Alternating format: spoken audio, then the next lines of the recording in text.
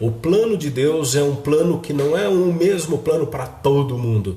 Deus ele nos trata de forma individual e particular. Deus trata você de forma particular. Deus trata a mim de forma particular.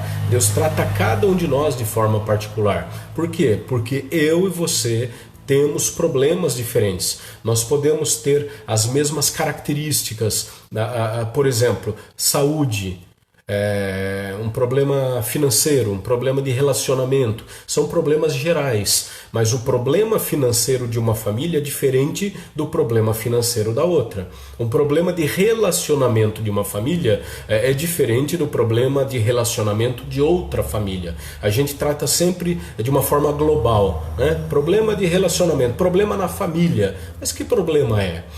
Deus ele nos conhece e Deus trata conosco de forma individual e particular, porque ele trata daquilo que é importante para você.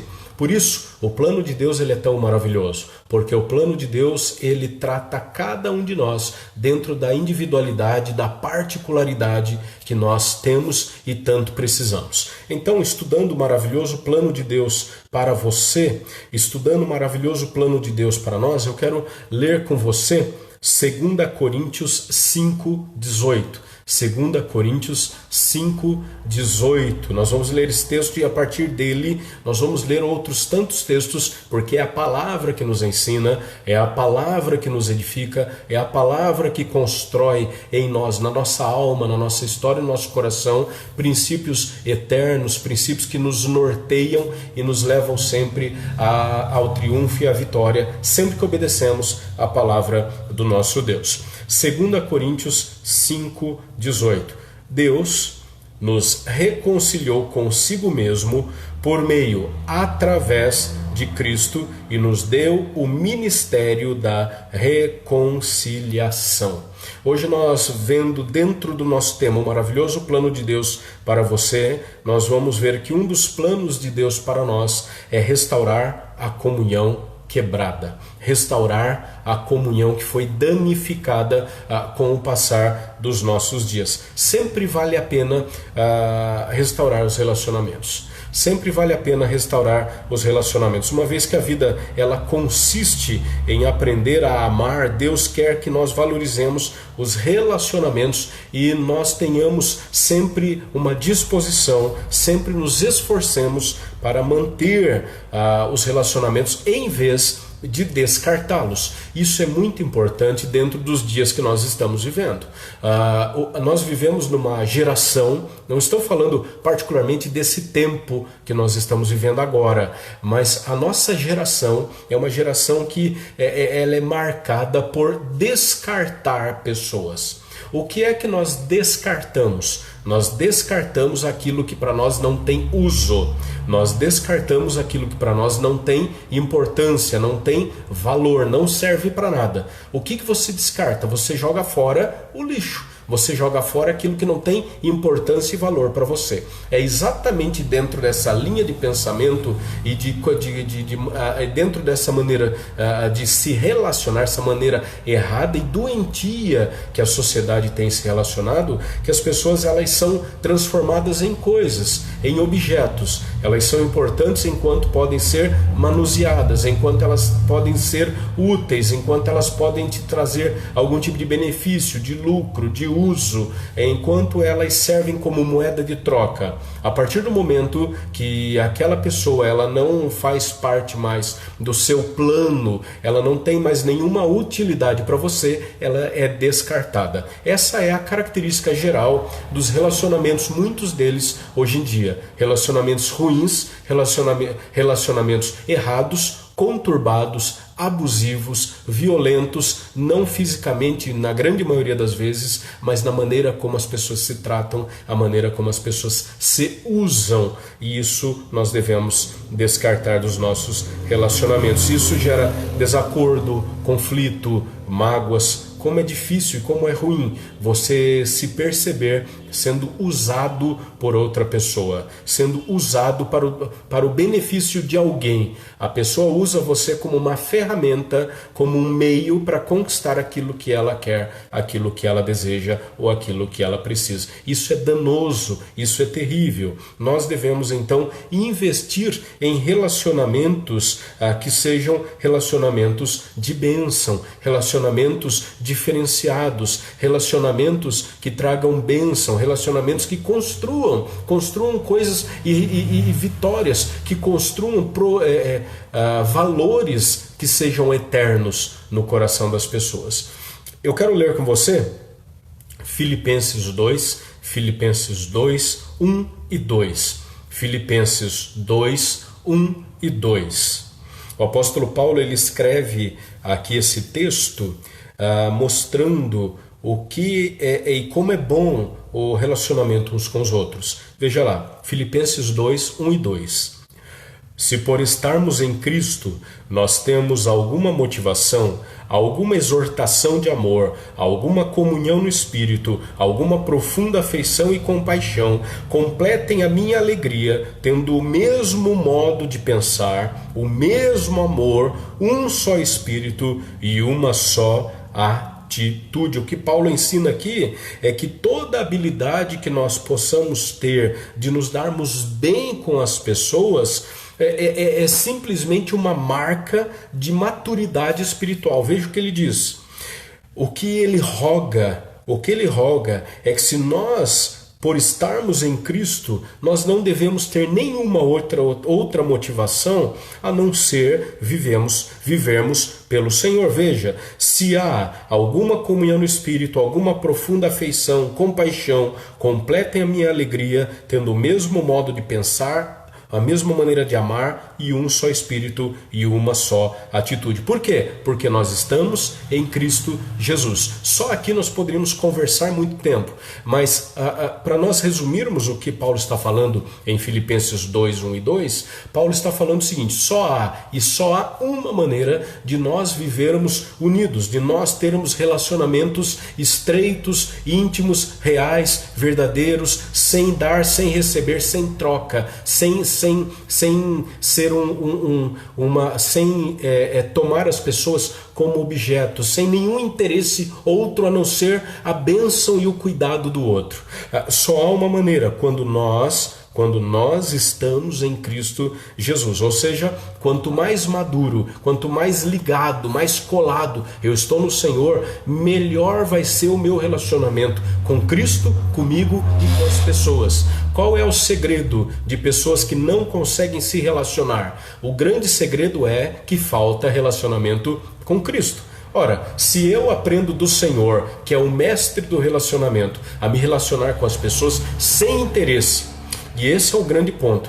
Talvez você conheça pessoas, ou conviveu, ou conviva, pessoas que são mestres no relacionamento. Sabem entrar, sabem sair de qualquer lugar, chegam num lugar que não conhecem ninguém e logo estão envolvidas com aquelas pessoas, mas não é disso que a palavra está falando. A palavra está falando que todo o nosso relacionamento ele tem um objeto, um objetivo. E o grande objetivo que nós temos nos nossos relacionamentos é abençoarmos pessoas. Ou seja, de uma forma muito simples, é que as pessoas elas viverão muito melhores e serão muito mais felizes tendo você perto delas. Você enriquece as pessoas com a sua vida, com o seu exemplo e com a sua amizade.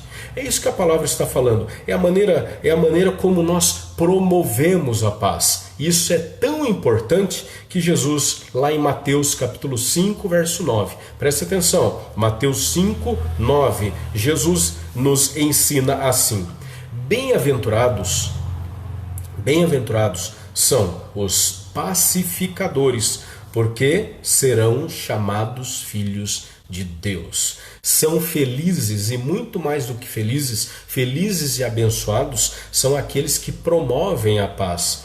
Bem-aventurados são os pacificador. Pacificador não é aquele que ama a paz apenas, porque todo mundo ama a paz, todo mundo quer que as coisas estejam bem, todo mundo quer que as coisas se resolvam, ninguém quer viver num litígio, numa briga. Agora, o texto também não diz que bem-aventurados são aqueles que são pacíficos, bem-aventurados são aqueles que são de boa na vida, não é isso que o texto está falando. Bem-aventurados são aqueles que não se incomodam com nada, que tudo está bom, que tudo está às mil maravilhas, que nada os aflige. Não é isso que o texto está falando. Jesus diz: bem-aventurados são aqueles que trabalham pela paz, aqueles que procuram efetivamente, de verdade, solucionar, resolver os conflitos, são os pacificadores, são os fazedores de paz. São os fazedores, são os promotores de paz. Não apenas aqueles que gostam da paz, mas aqueles que se esforçam tremendamente para que a paz reine, para que a paz não só exista, mas ela reine. Lembrando que paz não é a falta de problemas.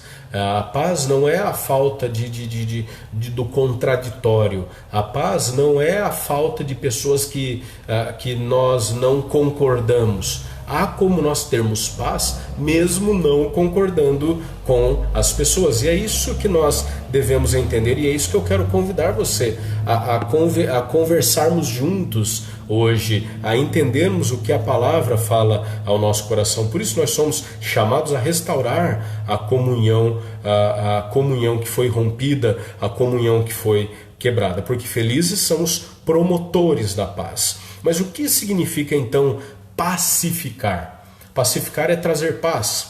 Sim, por isso pacificar, promover a paz não é evitar conflito.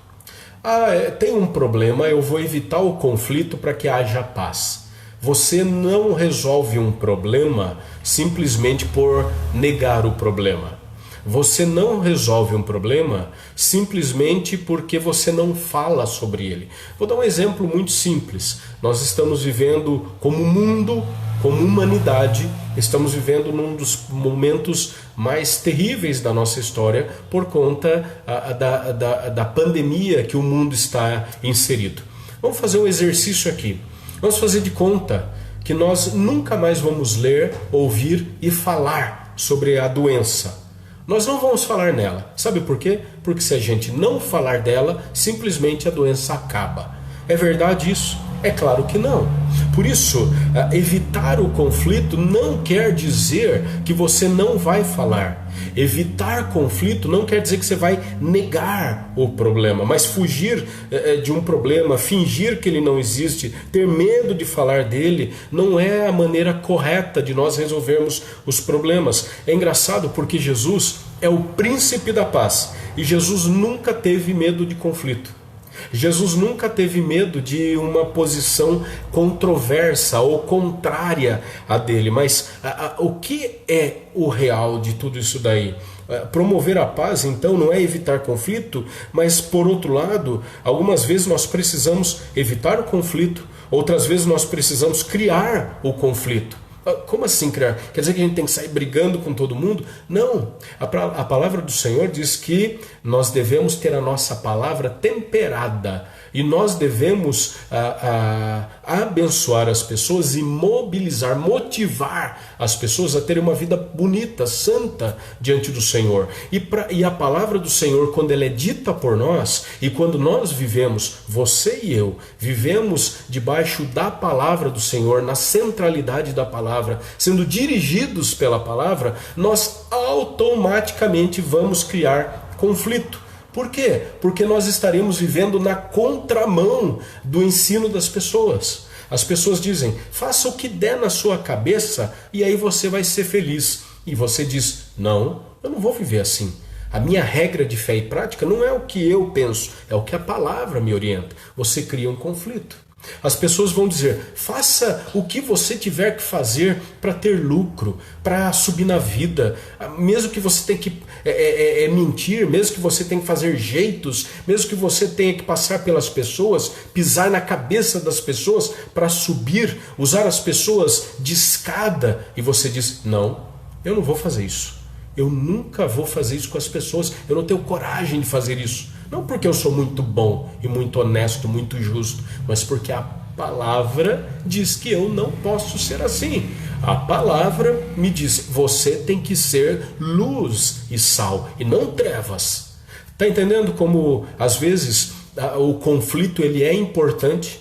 Porque se as pessoas elas vivem nas trevas, elas acreditam que você vive também. Se as pessoas vivem no erro, as pessoas creem que você vive no erro também. Como é que você vai mostrar que você não vive no erro, que você não abraça as mesmas ideias e comportamentos? Agindo de forma oposta, agindo de forma diferente. A conclusão disso, primeira, é a oposição. O resultado de vivermos diferentemente dos outros é o conflito. E as pessoas vão automaticamente perguntar para você: mas por que não? Todo mundo é assim, todo mundo faz isso, todo mundo acredita nisso, todo mundo fala assim, todo mundo se veste assim, todo mundo vai aqui, vai ali, todo mundo faz esse tipo de negócio. Por que você não vai fazer? E você vai ser obrigado a dar a razão da sua fé, como nós lemos lá na carta de Pedro. Pedro diz: esteja sempre pronto para dar aos outros a razão da sua fé. O porquê que você crê. Você crê em Cristo? Você vive diferente? Vivo. Por quê? O que você ganha com isso? E mais, o que eu tenho a ganhar se eu seguir a esse Jesus que você segue? Está entendendo? Então, às vezes, promover a paz não é evitar conflito, não é viver como todo mundo, se amoldar. Pelo contrário, a palavra nos orienta, nos ensina e nos exorta, chama a nossa atenção para nós vivermos na oposição desse sistema maligno, esse sistema chamado de mundo, nesse sistema que jaz, está enterrado no maligno. Está entendendo? Então, como nós, por vezes, promover a paz não é fugir do conflito. As coisas erradas acontecem na nossa vida, na nossa família, na igreja, e nós simplesmente fechamos a boca e fazemos conta que nada está acontecendo porque a gente não quer se indispor com as pessoas. Isso é errado. É errado porque a luta não é contra a pessoa. A luta é contra o pecado, contra o erro. É a luta que nós travamos, é contra aquilo que nos tenta dominar, aquilo que nos dá alegria e prazer, que é irmos contra a palavra do Senhor. Pacificar também não é acalmar. É sempre desistir, agir como um capacho, um tapete das pessoas, permitir que os outros sempre nos atropelem. Não era isso que Jesus tinha em mente. Não era isso que Jesus está falando. Jesus mesmo, como príncipe da paz, nos ordena a sermos promotores da paz, mas ele nos ensina pela sua palavra e exemplo que ele não permitiu ser esmagado na sua vida durante o seu ministério. Ele foi moído por mim e por você na cruz. Ele foi moído por mim e por você para que nós fôssemos perdoados na cruz. Mas você vai ler nos 4 evangelhos Jesus tendo momentos de discussão de ideias a respeito do que verdadeiramente era agradável ao Pai, agradável ao Senhor e correto segundo a palavra, com os religiosos, com os fariseus, com os publicanos e com as pessoas à volta de Jesus. Jesus ele nunca desistiu daquilo que era correto. Ele se recusou a voltar nas suas questões, sustentando sempre os seus argumentos em face à oposição daquilo que era humano, que era terreno, que era por vezes diabólico. Jesus ele se opunha àquilo que era errado. O grande problema da igreja, o grande problema, meu problema, talvez o seu problema também, é que às vezes nós desistimos, às vezes nós deixamos que a vida, as coisas e as pessoas nos atropelem, mesmo a gente sabendo que é errado, e a gente não impõe, a gente não fala, a gente não abre para o debate, a gente não conversa, a gente deixa isso, deixa que façam, deixa que eu sofra, deixa que falem, eu prefiro sofrer do que brigar. Esse pensamento está errado. A Bíblia não está falando, eu não estou falando, você não vai encontrar isso na palavra, que é para você se degladiar com a pessoa, sair no tapa com a pessoa. Não é isso. Mas é erro do pecado. Quando nós vemos a corrupção na política, a violência em casa, quando nós vemos os desmandos que acontecem, quando nós vemos e ouvimos pessoas buscando ser mais importantes dentro do reino de Deus que o próprio Jesus, isso daí é errado, não é o que a palavra nos ensina. Portanto, promover a paz não é evitar o conflito. Se você quer ser santo nessa geração, é inevitável que você terá conflito, porque você será aquele que no meio de todo mundo não age como todo mundo. E as pessoas não vão gostar disso. Você será o peixe que nada contra a maré. Você vai estar na contramão do ideal das pessoas. Porque a nossa regra é a palavra, o nosso objetivo é ser como Cristo, a nossa mente é como Cristo, nós somos cidadãos dos céus. Nós temos um outro padrão de conduta. E assim, pacificar não é simplesmente desistir e agir e fazer de conta que as coisas não estão acontecendo. A questão é, diante de tudo isso, como é que a gente restaura os nossos relacionamentos? Como é que a gente muda essa figura? Como é que a gente muda a realidade que nós estamos vivendo? Como cristãos, nós somos chamados para ajustar os nossos relacionamentos. Dessa forma, nós vamos ver alguns passos que são essenciais e que contribuem para a restauração da nossa comunhão. O primeiro passo é falar com Deus antes de falar com a pessoa. Isso é muito interessante porque a gente vê o oposto acontecendo. Você tem um problema, eu tenho um problema, eu falo com todo mundo, mas não falo com a pessoa. Você teve uma discussão com alguém, você lava essa roupa suja com todo mundo, menos com a pessoa. Você se acerta com todo mundo, toma posição de todo mundo, pede ajuda de todo mundo, pede conselho de todo mundo, mas não fala com Deus. Fale com Deus antes de falar com a pessoa. Mateus 5:44. Mateus 5:44. A palavra diz assim: amem os seus inimigos e orem por aqueles que os perseguem. É interessante porque esse versículo ele é um grande problema para nós, porque o verbo aqui é extremamente difícil de nós seguirmos e obedecermos e até acreditarmos que isso é possível. Amem os seus inimigos e orem por aqueles que o perseguem. Agora você pode estar aí na sua casa parando diante da Bíblia, como eu estou aqui, e perguntando: como é que eu vou amar os meus inimigos? A resposta é muito simples. Como é que eu amo o meu inimigo? Como é que eu amo meu inimigo? Assim, eu nunca serei a razão da perda, do dano, do prejuízo, da queda dessa pessoa. Como é que eu amo alguém? Acima de tudo sendo bênção na vida dele e orando por ele. É isso que Jesus nos ensina aqui. Pastor, quer dizer que aquelas pessoas que só me fizeram mal, que destruíram a minha vida, eu tenho que amar essas pessoas como eu amo a mim mesmo? É nesse sentido? A verdade não. É impossível humanamente eu amar aquela pessoa que só me fez mal durante a minha vida. Mas então como é que eu amo aquele que me fez mal? Ou na palavra de Mateus 5:44, como é que eu amo meus inimigos? Você vai amar seus inimigos nunca sendo a razão da queda deles, e orando por eles, orando para que Deus os restaure, orando para que Deus os transforme, orando para que Deus os perdoe, orando para que Deus os faça reconhecer os seus erros, as suas falhas, os seus descaminhos, a sua maneira errada, equivocada, pecaminosa de viver. A gente ora por eles da mesma maneira que a gente ora por nós. Orando assim, se a gente for sincero nas nossas orações a respeito de nós mesmos, nós devemos orar por nós como nós temos que orar pelos nossos inimigos. Deus, muda a minha maneira de pensar, muda a maneira de eu falar, muda a maneira de eu reagir, muda a maneira de eu sentir, muda, ó Deus, aquilo que está à minha volta. Me ajude a ser alguém à sua imagem. Me ajude a ser alguém que traz alegria ao coração do Pai e que constrói, que edifica, que abençoa pessoas à sua volta. Você não ora por você assim? É assim que você deve orar pelo seu inimigo. É assim que você deve orar por aqueles que o perseguem. Você me persegue, mas eu nunca vou perseguir você. Você me prejudica, mas eu nunca vou prejudicar você. Você já me jogou no chão muitas vezes, mas eu nunca vou jogar você no chão.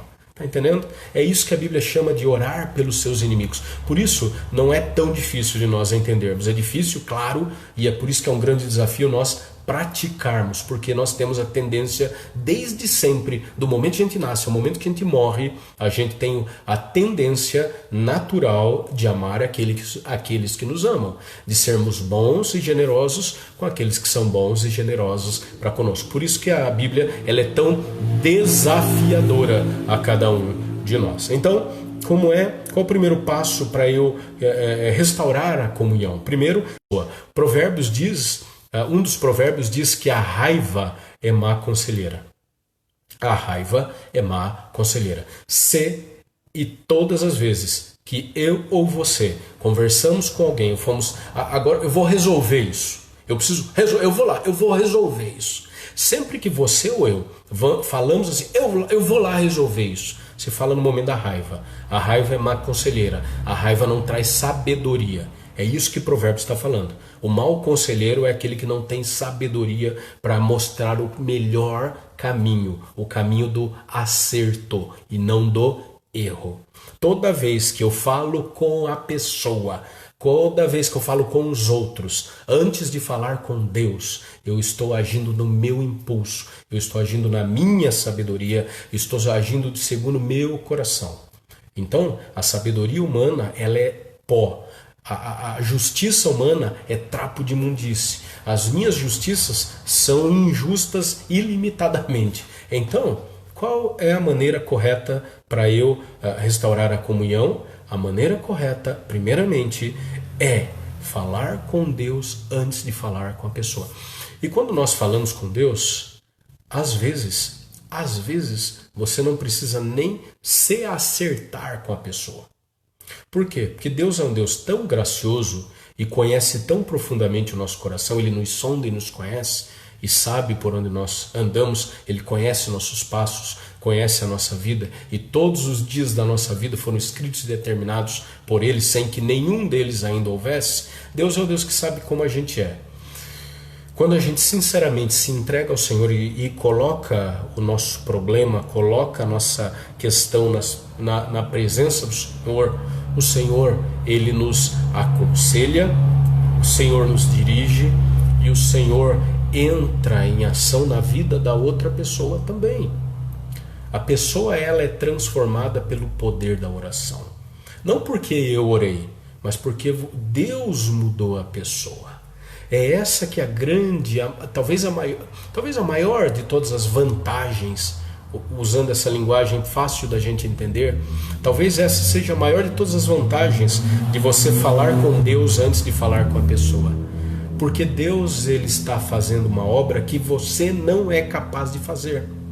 Deus é capaz de mudar a mente, a intenção e o coração de alguém. Eu não sou. Você pode trazer seus argumentos melhores pensados, mais profundos, mais lógicos, explicar por que é ou por que não é, por que é assim e por que não é. Mas se a pessoa ela não foi movida pelo Senhor, ela simplesmente não vai te ouvir e vai embora, talvez com mais raiva de você do que no início. Por isso, a palavra diz exatamente nisso. Fale com Deus antes de falar com a pessoa.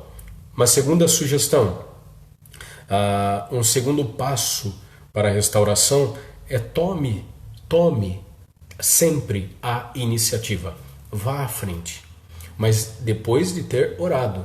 O grande problema então é nós não falarmos com Deus. Quando Deus não fala conosco e nós vamos tomar a iniciativa sem conversar com o Senhor, nós vamos no nosso ímpeto e vamos lá resolver isso daí. Não é dessa forma. Tome a iniciativa. Agora você pode perguntar assim, nós não devemos tomar iniciativa somente quando ofendemos alguém? Eu ofendi você. Então como eu ofendi você, então eu tenho que tomar a iniciativa de ir lá conversar com você e olha, não foi bom, não foi legal, eu agi errado, me perdoe, vamos caminhar de novo ou não, vamos nos acertar. É somente nesse momento? A resposta bíblica é que não. Não importa se ofendemos ou fomos ofendidos. Deus espera que nós venhamos a dar o primeiro passo. Veja lá Mateus capítulo 5, versos 23 e 24. Mateus 5, 23 e 24.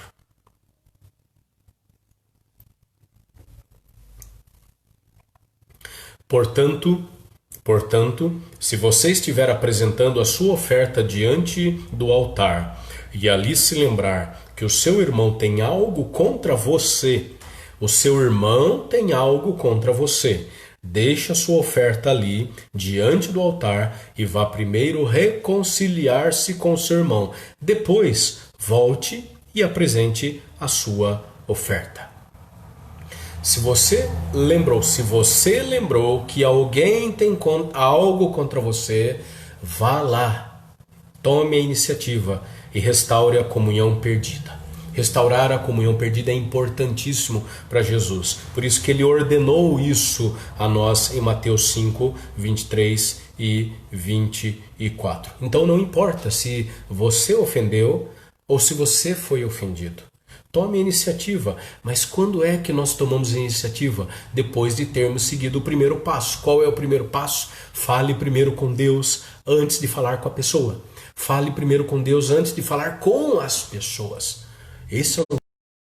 Deus espera que nós venhamos a dar o primeiro passo. Ele só pode ser tomado depois de termos sido dirigidos pelo Senhor. Tá certo? Tendo dúvida, querido, coloque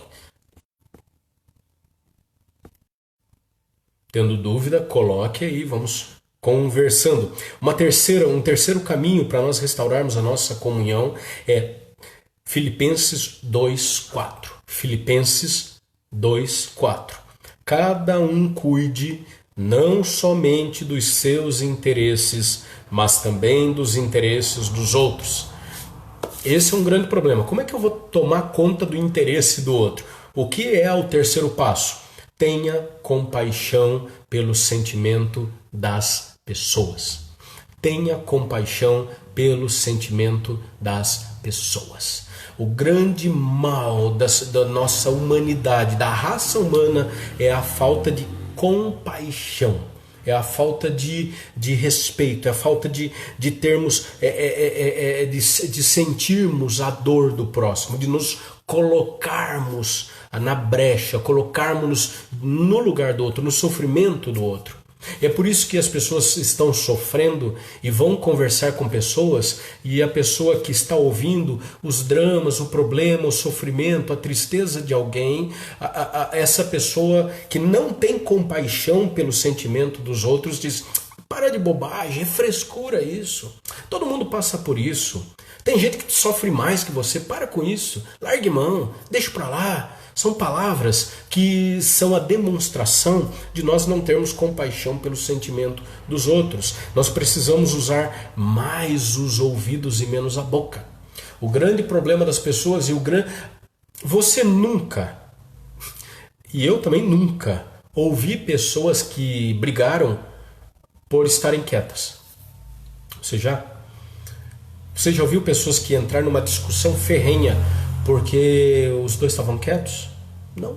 Sempre porque alguém fala e o outro quer falar mais, e quer ter mais razão, e quer falar mais alto, e quer ter mais autoridade, e quer ter mais pulso, e não se importa com o outro, e as palavras vão se tornando ásperas, azedas, venenosas, malignas, mortais.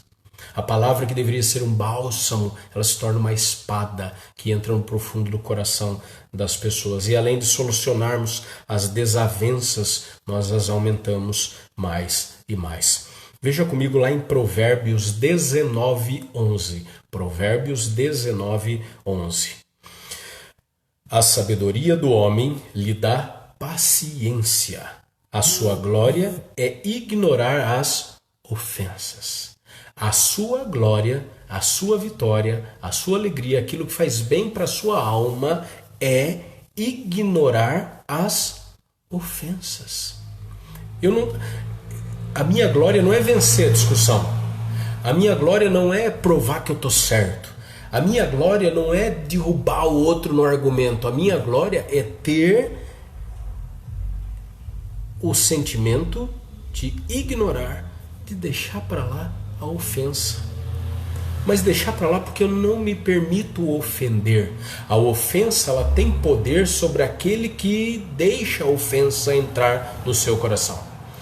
A palavra, ela só é venenosa e só é poderosa. A palavra, ela só tem poder sobre a vida e deixam e que permitem que palavras terríveis, malignas, ajam na minha vida. É a mesma coisa do passado. O passado só tem poder na minha vida debaixo da autoridade que eu dou para ele. O tamanho do poder da palavra ruim, maligna das pessoas contra mim, da influência das pessoas contra mim e do meu passado, o tamanho que isso tem é o tamanho que eu confiro, o tamanho que eu dou, a importância que eu dou. Por isso, se você não dá importância à ofensa, essa é a sua glória. A sabedoria do homem lhe dá paciência. A sua glória é ignorar as ofensas.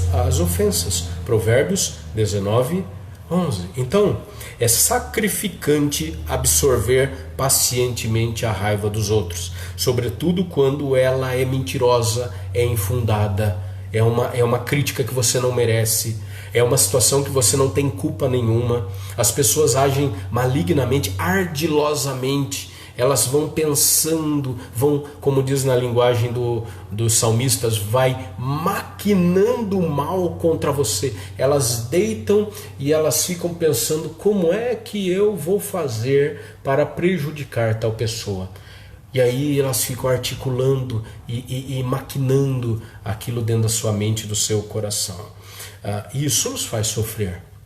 Isso nos machuca, isso nos magoa, mas a sabedoria do homem lhe dá paciência e a sua glória é ignorar as ofensas. Por quê? Porque foi isso que Jesus fez por nós.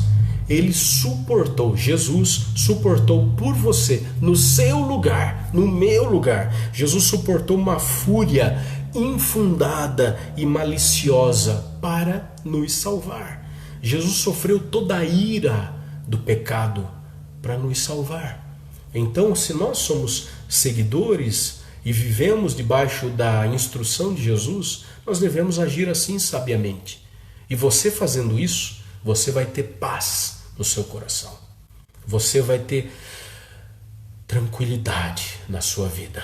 E a maldade das pessoas não vai encontrar um lugar para gostosamente sentar na sala do seu coração. Lembre-se que quem reina em você, quem reina na sala de controle do teu coração é o Senhor. Então não dê espaço para nenhum outro sentimento ou decisão tomar conta de você. Um outro caminho é confessar a sua parte no conflito, confessar a sua parte no erro. Vou dar um exemplo muito simples.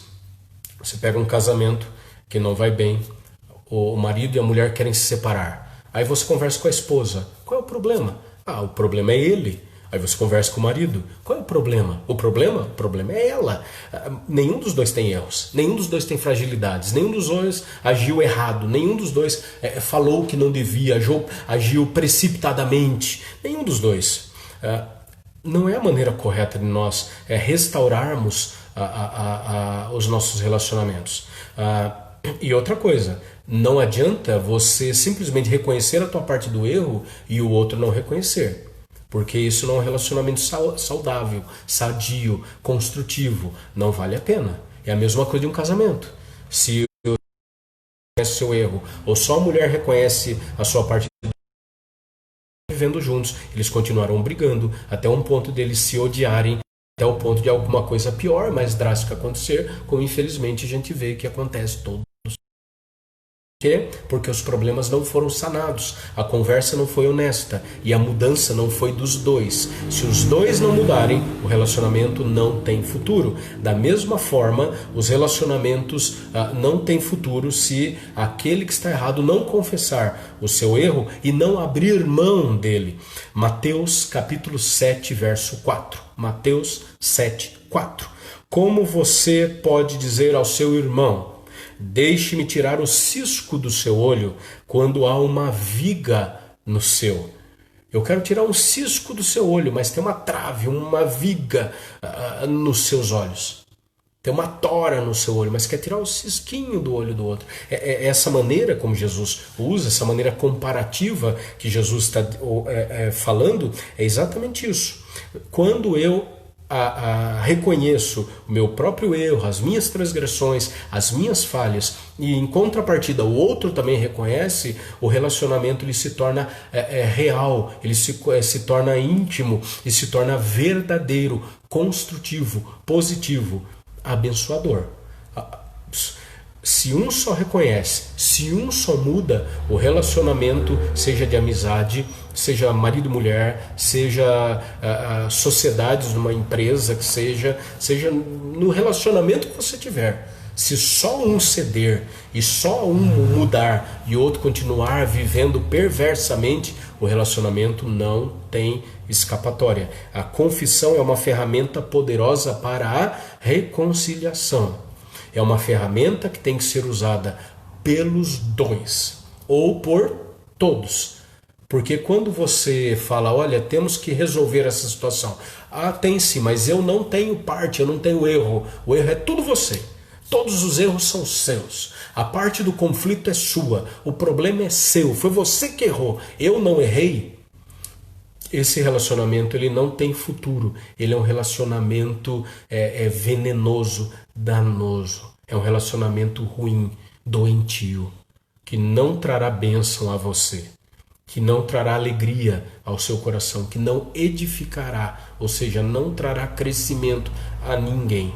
Trará apenas sofrimento, aborrecimento e tristeza. Confesse a sua parte no conflito. É um desafio para cada um de nós, porque afinal de contas, todos nós estamos sempre corretos.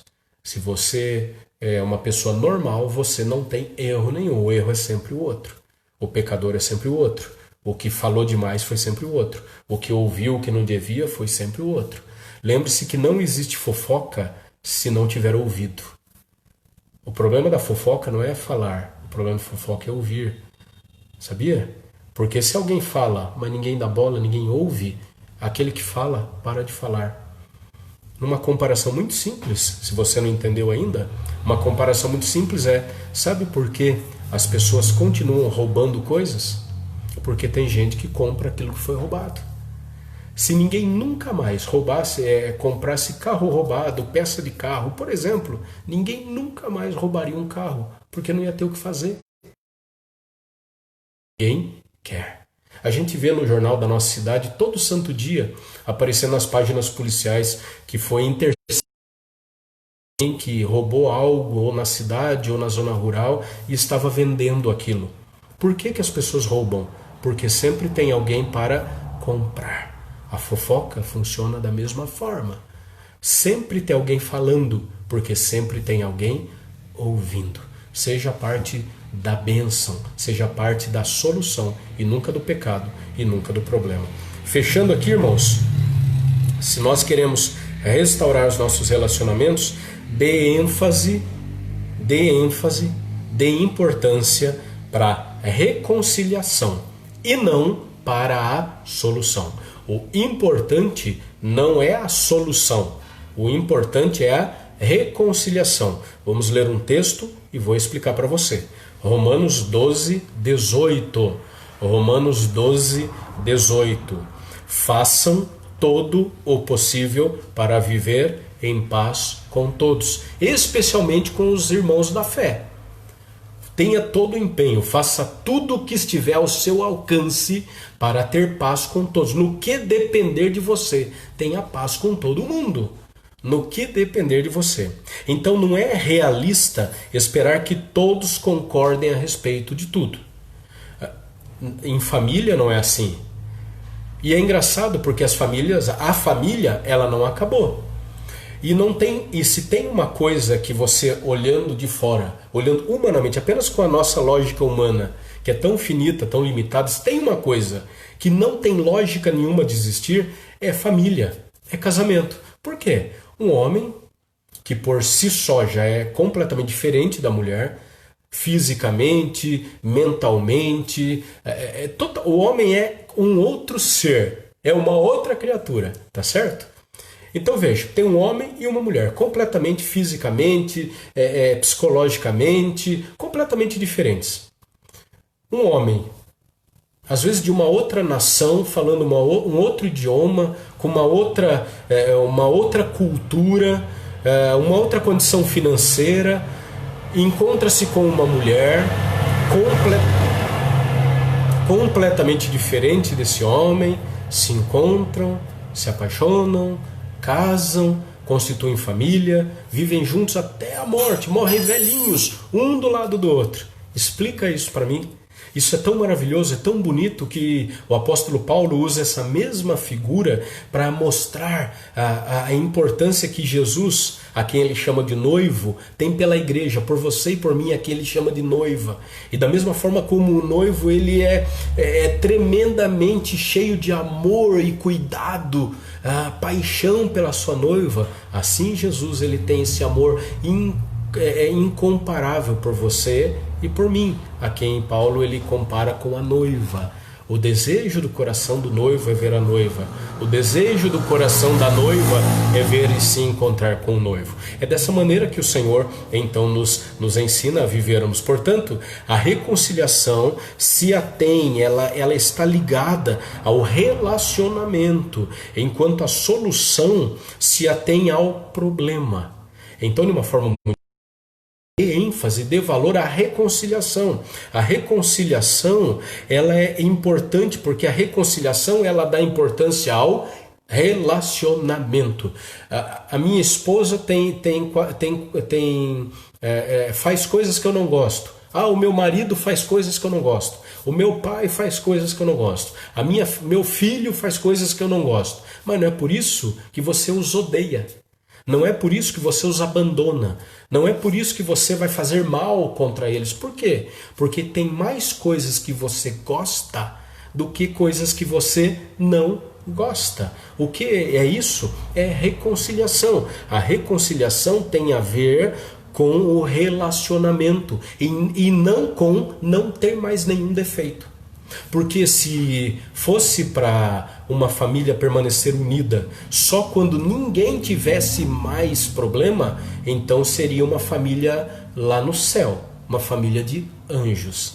E nós não somos anjos, somos homens e mulheres cheios de falhas, de problemas, de manias, de achismos, de preconceitos, de ideias das mais furadas possíveis, de certezas absurdas, de incertezas profundas. Somos gente, e gente erra, gente falha, gente troca de ideia, isso é bom.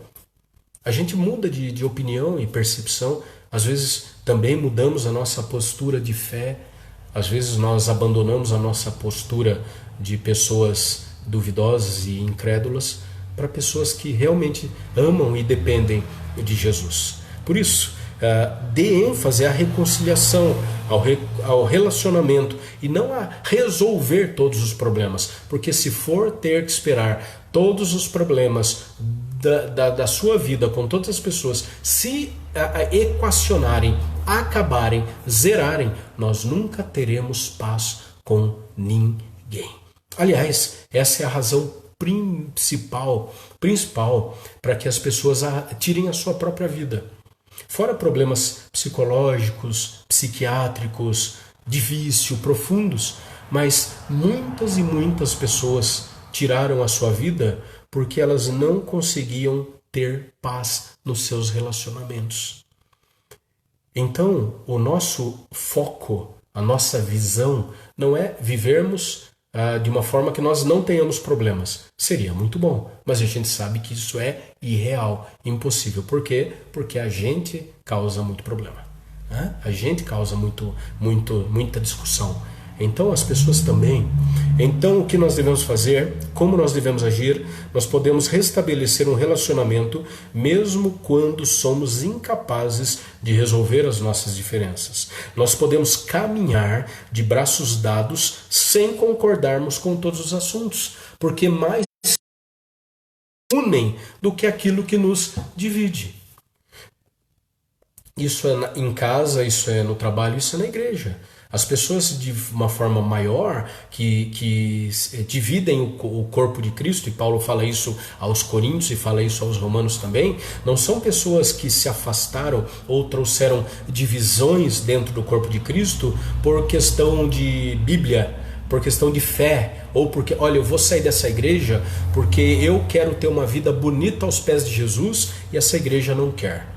Olha, eu vou sair dessa igreja porque eu amo Jesus profundamente, amo a palavra e conheço a palavra e aqui não prega a palavra de Jesus. Então eu vou procurar uma igreja que pregue só a palavra de Jesus.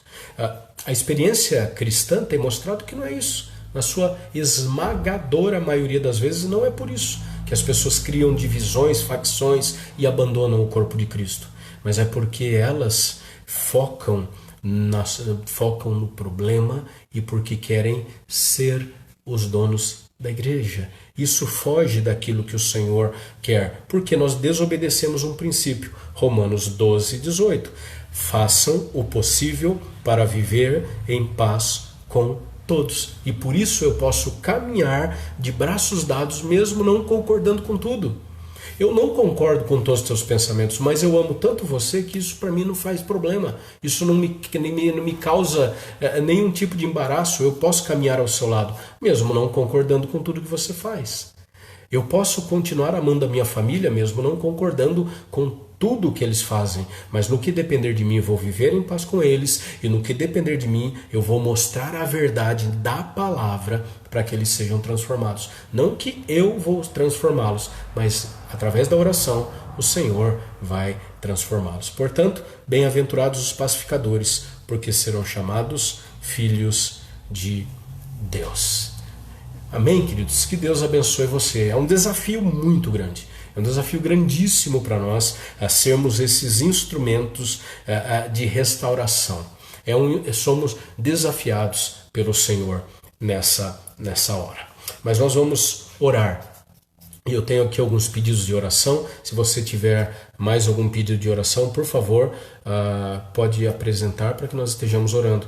Nós vamos orar agradecendo a Deus mais uma vez pela vida da Margarete, pelo seu aniversário hoje, pela sua família, pela família da Ivone Zaborowski, pela família Cavalcante, pela Bruna e pelo Matheus, saúde, pelo tio da minha esposa Tatiana, o Gentil, saúde também, pela dona Ruth, e pela saúde dela e por toda a sua família, e assim nós vamos caminhando na dependência, na paz e na bênção do Senhor, o Deus que fala conosco, o Deus que manifesta graça e glória sobre a nossa vida. Nós somos dependentes só do Senhor, é Ele que fala conosco momento após momento, amém? Então nós vamos orar, queridos, em nome de Jesus, colocando aí as nossas dificuldades na presença do Senhor, colocando os nossos problemas na presença do Senhor, porque Ele fala conosco.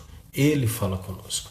Então entregue o teu caminho ao Senhor, confie nele e o mais Ele fará. Quero colocar também a vida da nossa irmã Teodora na presença do Senhor.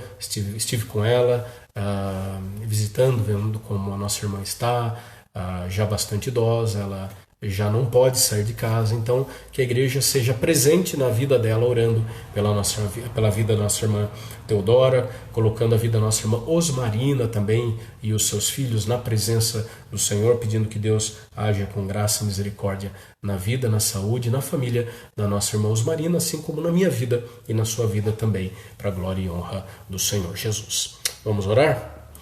Pai bondoso e amado, obrigado, Senhor, pelo teu cuidado por nós. Obrigado, Senhor, pela tua palavra. E eu peço a Deus que o Senhor manifeste a tua graça, o teu poder, o teu cuidado, o teu conselho manhã após manhã nas nossas vidas. Ó Deus, como os nossos relacionamentos eles são uma dificuldade no nosso coração por vezes. Como manter relacionamentos saudáveis são difíceis, porque nós somos difíceis. Nós temos a nossa maneira de agir, de pensar e de ver as coisas, a nossa maneira de reagir diante das situações, mas nós pedimos que o Senhor tome a nossa mente cativa pelo Senhor e que nós tenhamos sempre palavras temperadas, palavras abençoadoras, palavras de restauração e cura. Abençoa, Deus, mais uma vez a vida da Margarete, te louvamos louvamos pela vida da tua filha, pela Ivone Zaborowski, pela família Cavalcante, pela Bruna, pelo Mateus, pelo Gentil, pela nossa irmã Ruth, que fará a cirurgia dia 29. E assim, ó Deus, tantos outros que clamam pela presença, pela bênção e pelo cuidado do Senhor. Colocamos a nossa irmã Fátima diante de Ti também, nossa irmã Teodora, nossa irmã Osmarina e todos os demais membros da nossa igreja e cada irmão que está nesta hora juntamente conosco, estudando a palavra, onde estiverem, abençoe a eles e as suas famílias. Somos todos, ó Deus, o Teu povo, dependemos do Senhor, dependemos da Tua palavra, dependemos da cura, da restauração e da libertação do Senhor. Pedimos também nesta hora, Pai, para a glória do Teu nome, que o Espírito Santo de Deus haja com conforto e consolo sobre a vida de todos aqueles que choram e sofrem a perda dos seus entes queridos. Pedimos também pelos nossos governantes, desde o presidente da República até cada um de nós, cidadãos desse país, que, ó Deus, nós possamos fazer primeiramente a nossa parte, mas também, ó Deus, dependendo do Senhor, esperar em Ti a sabedoria, esperar em Ti a inteligência, esperar em Ti os recursos, para que o nosso mundo, ó Deus, seja tratado e sarado por Ti. Dependemos de Ti, ó Deus. Dá-nos a todos uma noite abençoada na Tua presença, em nome e por amor de Jesus. Amém.